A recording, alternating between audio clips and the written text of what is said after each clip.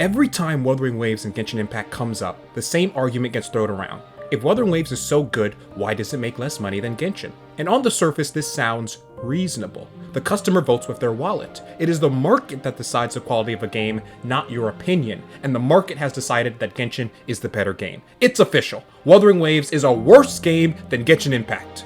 Or is it?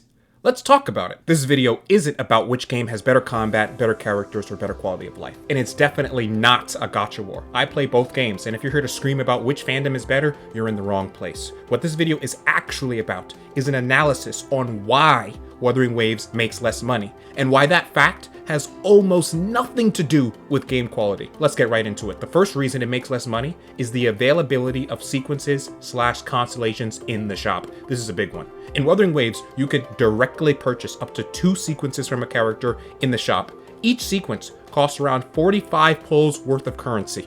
This is remarkable. For perspective, imagine you were summoning a character, and your pity was subject to 50-50. You only have 90 pulls total. You're stressed out, praying for a miracle from God. You really want this character. And to your surprise, you get the character early, winning your 50-50 in 45 pulls. You're elated. Why stop there? You continue pulling and get the character early again, winning 50-50 once more in another 45 pulls. Your pulling session is legendary. Double 50-50 win in 90 pulls. This is what it means to purchase sequences directly from the shop. It's that good. Now imagine if you strategically purchase sequences for the strongest characters in the game. Shorekeeper, Augusta, Cardothea, Ameth, your account is set for life. You don't need to spend for future characters, your Cardothea clears everything. On the other hand, imagine you're a Mega Whale. You summon the original character and 4 more copies, and then you can directly purchase the final 2 copies from the shop for free. Don't need to spend any money for the final 2 copies. There is no system in Genshin that is comparable to this. The best the Genshin shop has to offer is more wishes subject to the same bad rates present in both games. Imagine you could purchase Constellations 1 and 2 from the Genshin shop. Jesus Christ, are you kidding me? Mavuika C2 would absolutely obliterate everything in the game. Not even the hardest endgame Stygian Onslaught would be able to stop her. Imagine summoning for Farina and then purchasing C2 straight up, no questions. You would only need to purchase Constellations for a few Genshin characters, and those characters would be power creep proof, unbelievably strong, and you'd never need to spend money again until the next Archon, especially since most of a character's additional strength is centralized within the first 2 constellations. Kuro loses hundreds of thousands of dollars across its Mega Whale player base from this one act of generosity alone. There is a system in the game that actively saves Mega Whales and or smart investors hundreds of dollars per player. Now obviously you can only purchase the sequence if you have the character first, so up until getting the character, both games are the same. But once you have the character, that's when you start saving a lot of money in Wuthering Waves compared to Genshin Impact. The second reason Kuro makes less money is because the limited weapon banner is 100% guaranteed. There is no 50-50 on the weapon banner. There's only one featured weapon. You spend $100, you get the weapon, no questions asked. This one has a compounding effect with the first reason. Genshin, on the other hand, has had 3 different iterations of their weapon banner system, each one more egregious than the next. The Genshin weapon system has 2 featured weapons and is thus subject to a 50-50, but unfortunately, it's not that simple.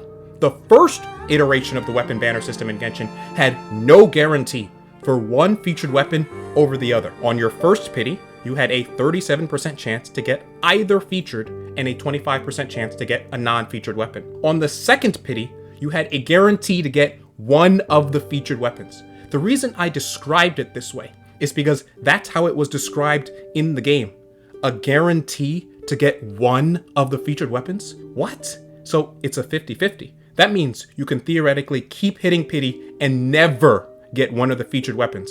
And that was my experience.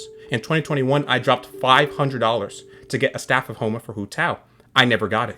I got Wolf's Gravestone 5 times in a row. I ran out of money. There was a notorious YouTube video of Tectone dropping $2,000 before he got Staff of Homa once. That system was absolutely disgraceful, and I was an idiot for playing into it. This lasted for around 2 years, and they made their money.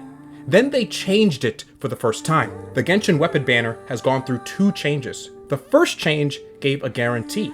First pity is a 37% chance. Second pity, you are guaranteed to get one of the featured, so a 50-50. And third pity, you are guaranteed the one of your choice. So they just added one pity to the end. When they made this change, I went back to get the Staff of Homa.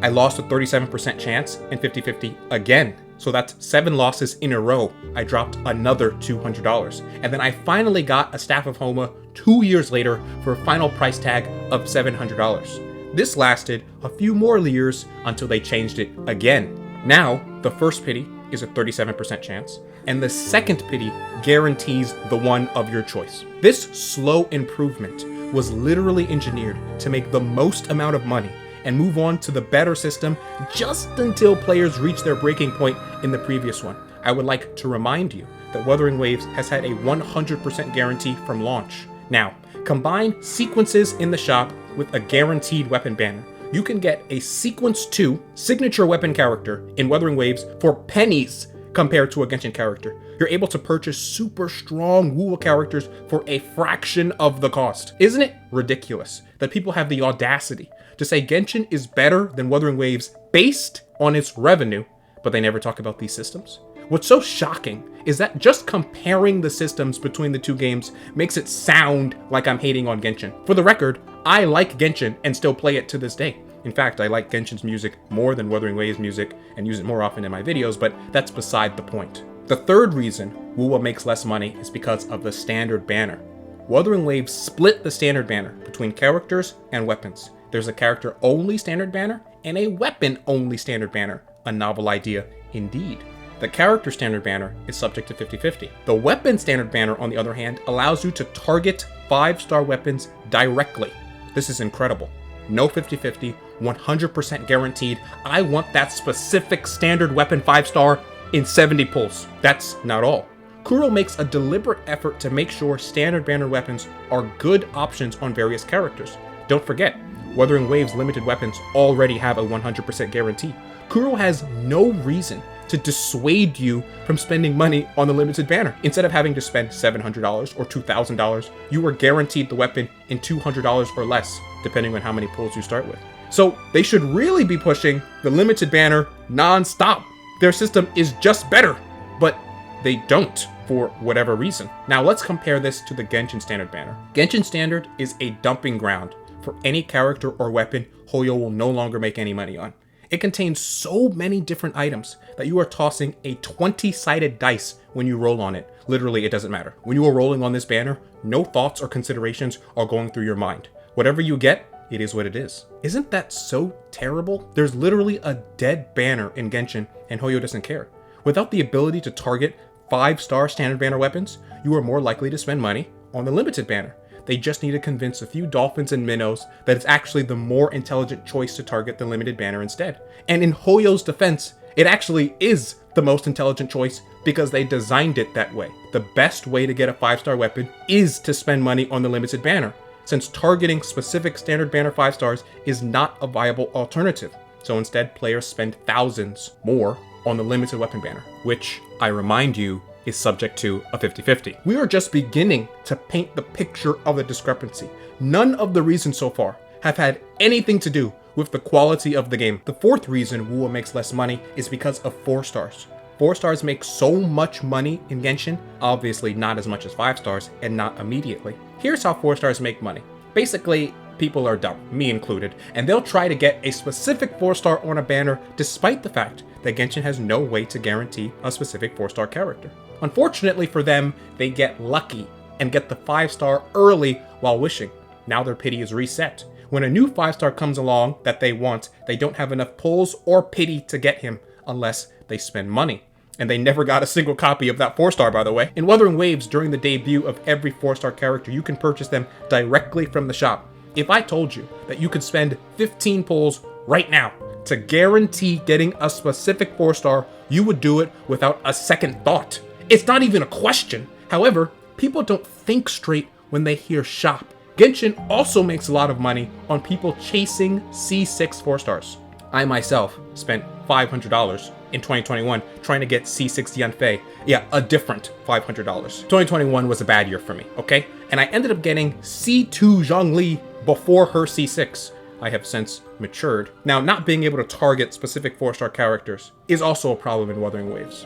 But it doesn't manifest in the same way because Wuthering Waves doesn't make as many 4-star characters because they take up too much team space. It's 33% of the team in Wuthering Waves and only 25% of the team in Genshin. Anyway, I go in depth about this in another video. The point is, Genshin makes more money on 4 stars than Wuthering Waves, even though neither game allows for targeting, because Genshin makes more 4 stars. It's that simple. The 5th reason WoWa makes less money is because of character designs. Wuthering Waves clearly prioritizes releasing more female resonators than male resonators. As a result, it builds an audience over time that will only spend money on female banners. This is perfectly fine, but that designates WoWa as niche. Genshin, however, invests a lot of resources into its male characters, more so than usual in typical gacha games. Did you know that half of all Genshin players are female?